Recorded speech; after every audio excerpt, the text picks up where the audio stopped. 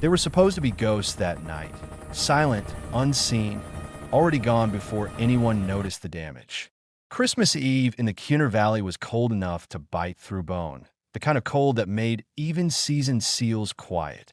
Snow dusted the jagged mountains like ash from an old war, and the moon hid behind clouds, as if it didn't want to watch what was about to happen. Point 11 Navy SEALs moved through the darkness in a staggered line, rifles hugged close, breath controlled, boots crunching softly against frozen earth. Their mission was classified even to themselves in parts, compartmentalized, need to know. What they knew was simple. Locate a high-value insurgent courier believed to be moving weapons through a mountain pass, confirm the intel, and extract before dawn. Extraction was everything. Without it, they were just men in enemy territory with a clock ticking loudly in their heads. At T precisely 0200 hours, the radio crackled once. Then silence. Lieutenant Mark Hale slowed his pace, raising a fist. The team froze instantly, training overriding instinct. Hale pressed 2 fingers to his earpiece. Overwatch, this is Alpha 1. Radio check. Static. He tried again, adjusting the antenna. Overwatch, Alpha 1. Do you copy? Nothing. Hale felt the first pinch of unease tight in his chest. Comms failures happened, but not like this, not all at once. He signaled the team to take cover among the rocks. The valley stretched below them, dark and treacherous, shadows hiding anything that wanted them dead.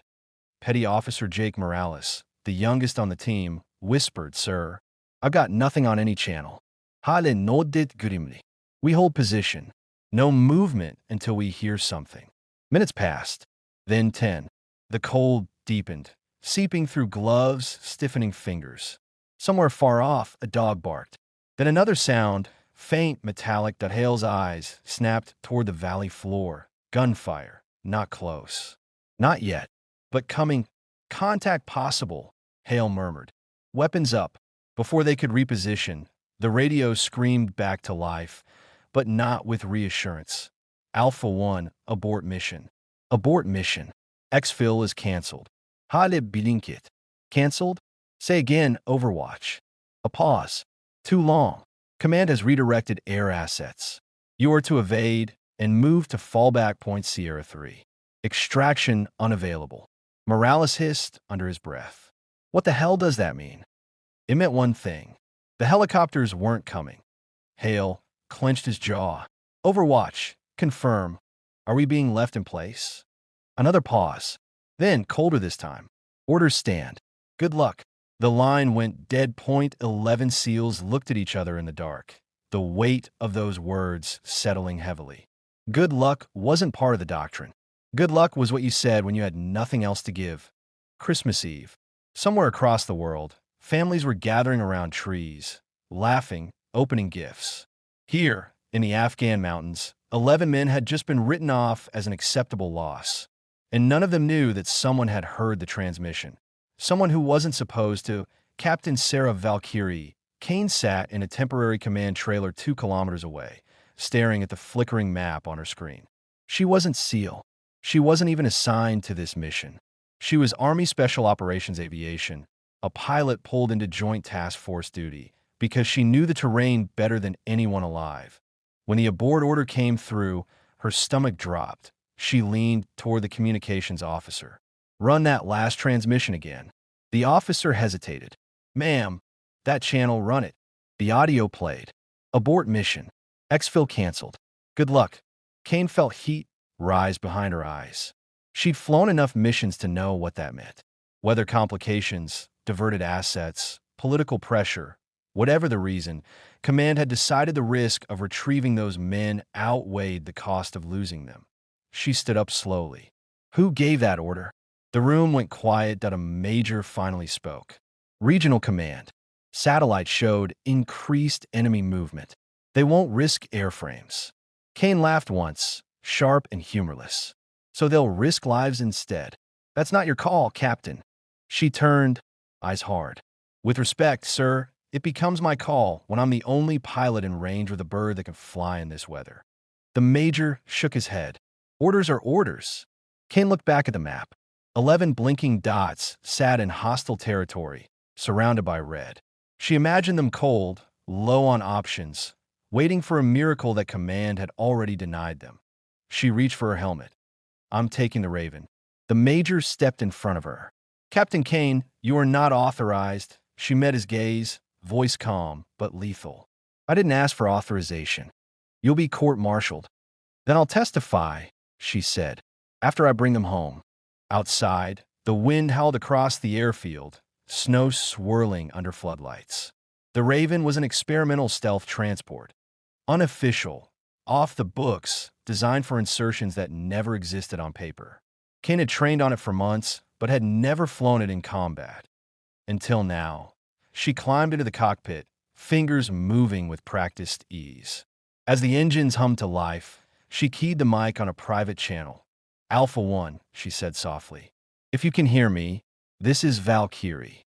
Miles away, Mark Hale nearly dropped his radio, a female voice. "Calm. Clear," Valkyrie whispered. "We copy barely. I heard what command told you." Kane continued. "Ignore it. I'm coming." Silence hung between them. "Captain," Hale said carefully, "we were ordered to." "I know," she cut in. "And I'm ordering myself not to listen." Morales let out a shaky breath. "Is this real?" Hale answered without hesitation. "It is now." Kane banked the Raven toward the mountains. Radar dark, flying low enough to scrape shadows. Enemy anti-air systems dotted the valley, and the storm was worsening. One mistake, and she'd vanish into the snow with no rescue, no record, no forgiveness. But she thought of the number 11, she thought of Christmas, and she pushed the throttle forward. Below, the SEALs began moving again. Not retreating, not running, but fighting their way to a clearing Kane had marked on the map. Gunfire cracked closer now. Shadows moved where they shouldn't. The enemy knew they were there. "Valkyrie," Hale said into the mic. "We're taking contact. Multiple directions." "I see them," Kane replied. "Hold on." Flares erupted in the valley as the Raven descended like a ghost. Engines whisper quiet. Enemy fighters fired wildly, bullets stitching the air, but Kane didn't pull up. She dropped lower. 30 seconds, she said. For the first time since the abort order, hope surged through the team. But hope was dangerous. Hope got you killed if you trusted it too much. As the landing skids touched frozen ground, Kane opened the rear ramp. "Get on," she ordered. "All of you." The first SEAL sprinted toward the aircraft. Then an explosion rocked the clearing, and everything went white. The explosion should have ended everything. That was the rule of Slate 12. The fire swallowed the sky where Ghosts 10 had been, a blinding bloom of white and orange that slammed against the valley walls and echoed like thunder rolling through stone. For half a second, every sensor went dead. Every radio went silent. Inside the lead rescue helicopter, the pilot froze. "No, no, no," he whispered. Colonel Hale watched the screen go blank and felt something heavy settle into his chest. He had sent pilots into danger before. He had signed casualty reports. But this felt different. Ghost hadn't been just another asset. She had been the shield. "Echo team," Hale said into the mic, voice tight. "Status." Static. Then, faintly, "We're moving." The feed flickered back. The missile that should have torn the rescue birds apart had detonated early. Its guidance broken when Ghost 10 absorbed the impact and exploded ahead of them. The shockwave rocked the helicopters, alarms blaring, but they were still flying, still alive. "Lead bird," the co-pilot shouted. "We're through. Landing zone in sight." They dropped fast, skids scraping rock as the door gunners opened fire, suppressing the last scattered enemy fighters. Smoke and dust filled the air as Echo teams stumbled toward the helicopters. Bloodied, exhausted, but alive. One by one, they were pulled aboard. 0.6 souls, 0.6 lives that Slate 12 had failed to take. As the helicopters clawed back into the air, Hale leaned forward, scanning the valley for any sign, any trace of Ghost. There was nothing, just fire fading into smoke. "No one survived Slate 12. Someone whispered behind him. Hale closed his eyes. 3 days later, the briefing room was full. Full. Dress uniforms lined the walls. Medals rested in velvet cases. A folded flag sat on the table at the front of the room. "Captain Evelyn Rains," Ghost had been officially listed as K, and O body recovered, and O wreckage identifiable. Just a name added to a wall. Hale stood at the podium, his voice steady but heavy. She knew the risk, he said. She understood the valley, and she made the choice to stay. Echo team sat together in the front row. One of them, Staff Sergeant Cole, clenched his jaw so hard it trembled. She didn't stay behind, he said quietly. She stood in front. The room went silent. Hale nodded once. Because of her, 6 Americans came home.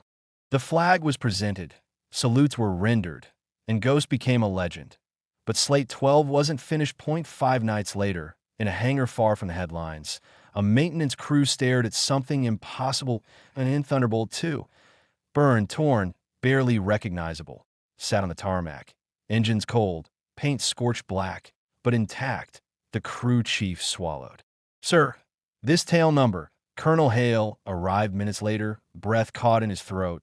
IT was hers, and no parachute had been found. No ejection recorded. The blast had knocked her systems offline, thrown her aircraft deep into a hidden ravine, one shielded from sensors, from satellites, from everything Slate 12 used to kill. She had crash-landed and survived.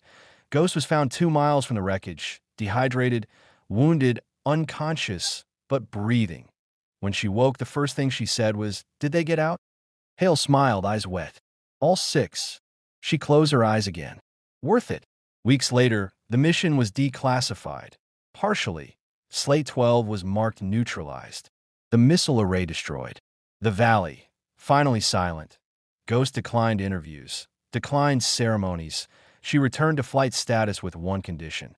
No press, no speeches, no statues. They don't need my face, she said. They need the story. So the story was told quietly in briefing rooms, in cockpits, in whispers between pilots before dangerous runs. In one survived Slate 12, except the one someone else chose to save. After her recovery, Ghost didn't return to the same world she had left. Pilots stopped joking when she entered a room. Young lieutenants straightened their backs without knowing why. Even veterans, men and women who had flown through fire, looked at her with a quiet respect usually reserved for memorial walls. She hated it.